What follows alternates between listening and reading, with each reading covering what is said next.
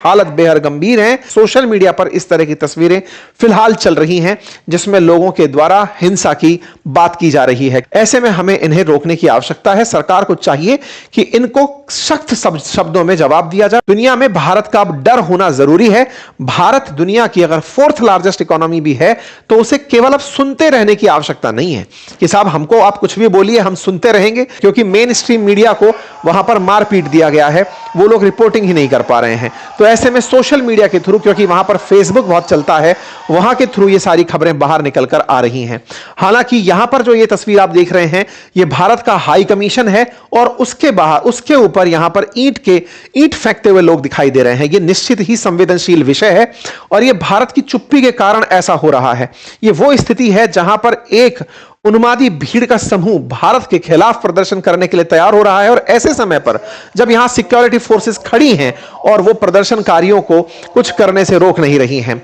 तस्वीरों में दिखाया जा रहा है कि सिक्योरिटी फोर्सेस जब खड़ी हैं तब भीड़ को भगा दिया गया है, लेकिन कुछ का कहना है कि इस भीड़ ने इनकी प्रेजेंस में ही ईंटें भारतीय हाई कमीशन पर वहां फेंकी थी। भारत को जरूरत है एक सख्त संदेश देने की।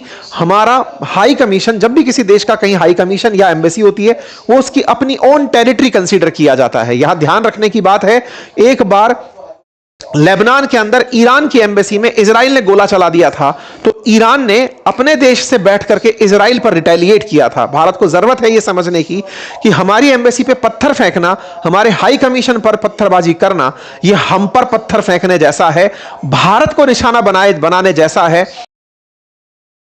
हमें बहुत ज्यादा समझदार बनकर के कि नहीं कोई बात नहीं, भौंकने दो, भौंक रहे हैं तो इनकी आदत बिगड़ जाएगी। हमें आवश्यकता है इन्हें समझाइश प्रॉपर तरीके से देने की कि यह सब नहीं चलेगा।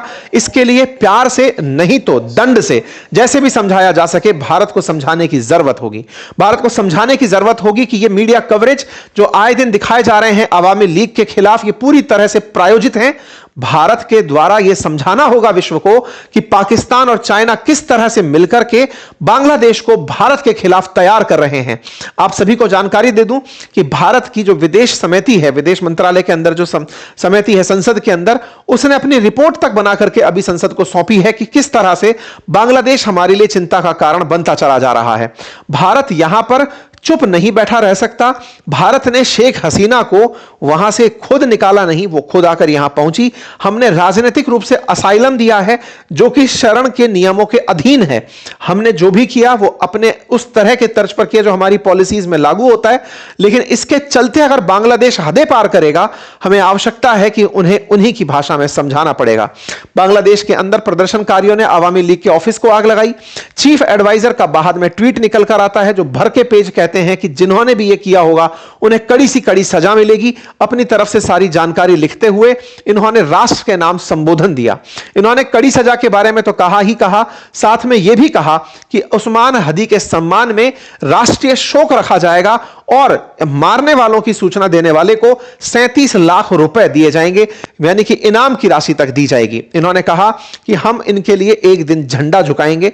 जब इनका यह ट्वीट आया तो इनके ट्वीट के नीचे जितने भी बांग्लादेशी लोग जो भारत के खिलाफ हिंसा भड़का रहे हैं, उन्होंने भारत को टारगेट किया, इंडिया एज रेस्पॉन्सिबल लिखा हर जगह, इंडिया असैसिनेटेड शरीफ, यहां पर it's time to kill them from all Awami League from followers from Bangladesh.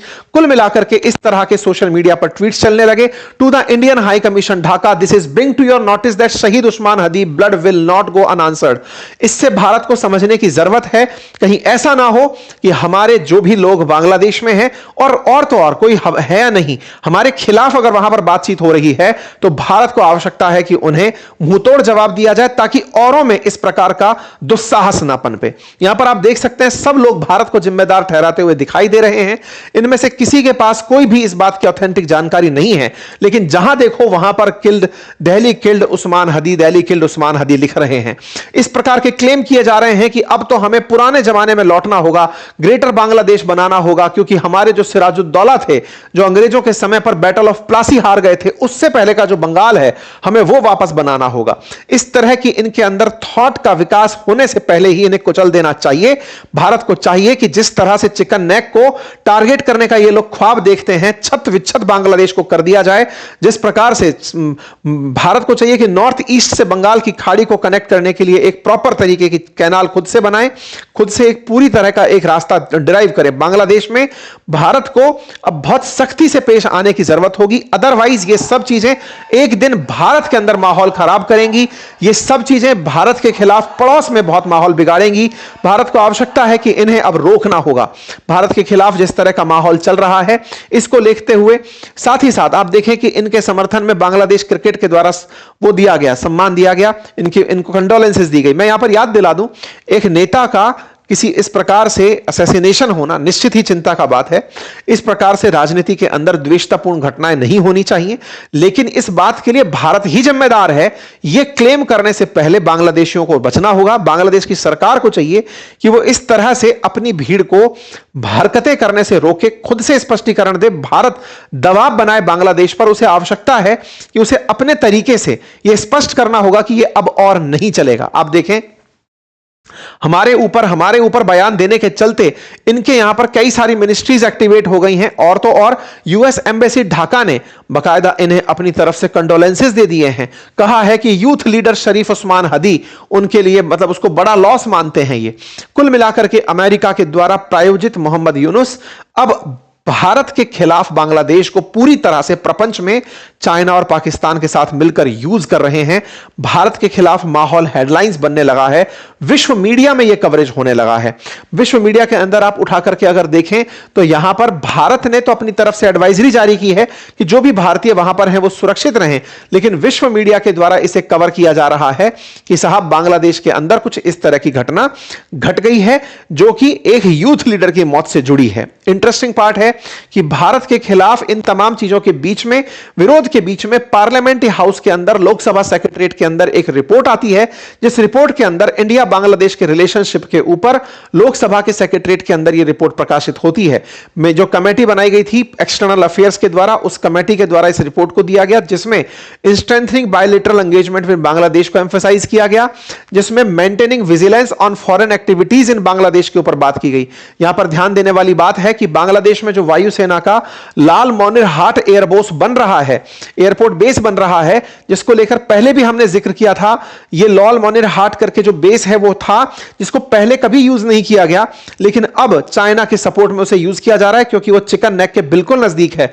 Bangladesh से जब पूछा गया तो उन्होंने यह कहा कि नहीं, हम इसका उपयोग केवल सैन्य उपयोग में करेंगे, लेकिन हु नोज, क्योंकि पहले जिसका वो यूज बिल्कुल नहीं होना था अब उसके यूज की बात हो रही है। और तो और बांग्लादेश के अंदर पनडुब्बियों के लिए अब 8 पनडुब्बियों के लिए अड्डा बनाया जा रहा है। बांग्लादेश के पेकुआ के अंदर बांग्लादेश के पास 2 पनडुब्बियां हैं, अब 8 और पनडुब्बियों के लिए यहां पर जगह बनाई जा रही है। साथ ही साथ फॉरेन एक्टिविटीज जो बांग्लादेश में हो रही हैं उन पर ध्यान रखने की बात यहां पर हाईलाइट की गई है कि भारत को आवश्यकता है कि उसे हाईलाइट किया जाए, सरकार हर स्थिति पर नजर रखे, यह संसदीय समिति के अंदर बात की गई है।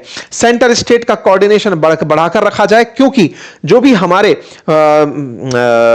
बॉर्डरिंग स्टेट्स हैं जो बांग्लादेश के साथ सीमा साझा करते हैं, जिनमें से 5 राज्य विशेष रूप से बांग्लादेश, वेस्ट बंगाल, आसाम, मेघालय, त्रिपुरा और मिजोरम, ये भारत के वो राज्य हैं जो बांग्लादेश के साथ बॉर्डर साझा करते हैं। हमें इन पर बहुत सख्त रूप से निगरानी रखनी होगी। हमें मतलब यहां पर बांग्लादेश के अंदर जिस प्रकार से चीजें हो रही हैं उन पर नजर बनाकर रखनी होगी। यह समिति की रिकमेंडेशन आई है।